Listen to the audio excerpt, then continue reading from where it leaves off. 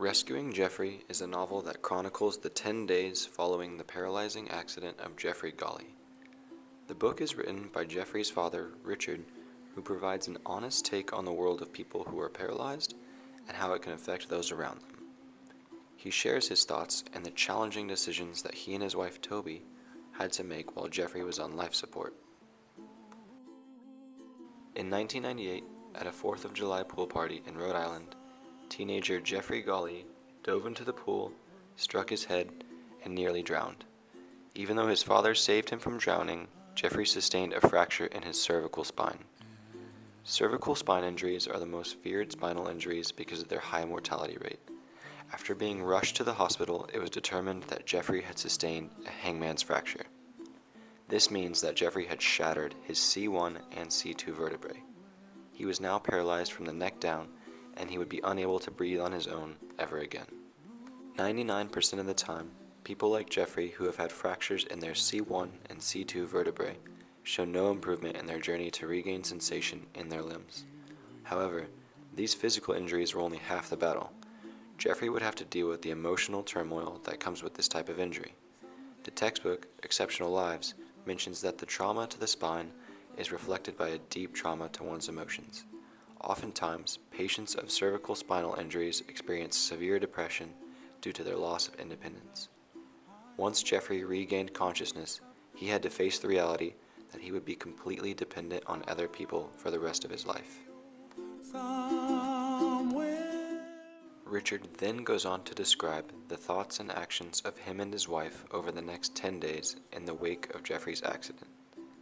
In the first few days, it is clear from Richard's notes that he believes Jeffrey's new life will not be worth living, and that they should let his life end. For the next week, the possibility and the ethics of euthanasia become a central theme.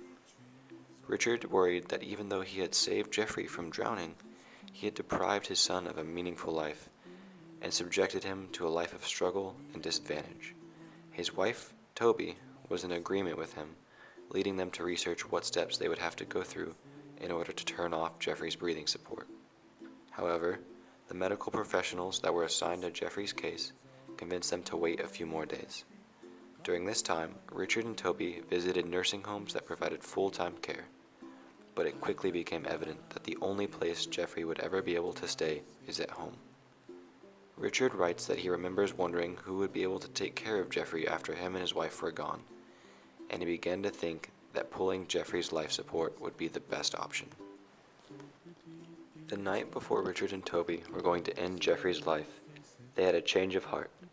From Richard's reconstruction of those 10 days, it seemed that there were two factors that changed their mind about ending their son's life.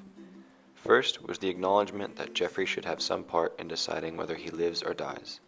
Second was that they were assured by one of the physicians, whose name is never mentioned, that he would be personally responsible for Jeffrey's immediate well-being and that he would find a facility capable of handling Jeffrey's needs.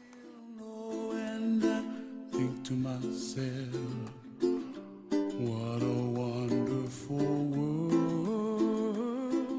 In this book, we are allowed to see, without filter, the trauma that overtakes a 17-year-old boy, but at the same time, we are immersed in the pain that comes to the family.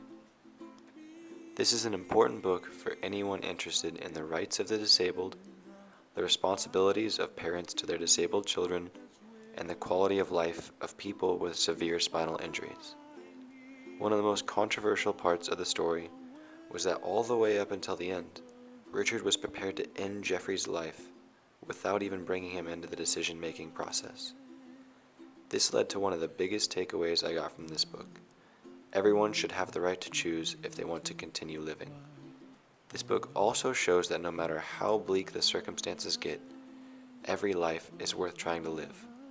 The struggles that people with disabilities and exceptionalities go through may make life difficult at times, but they do not make the life unworthy of living. This book truly proves that no matter how bad life can get, every life is worth it.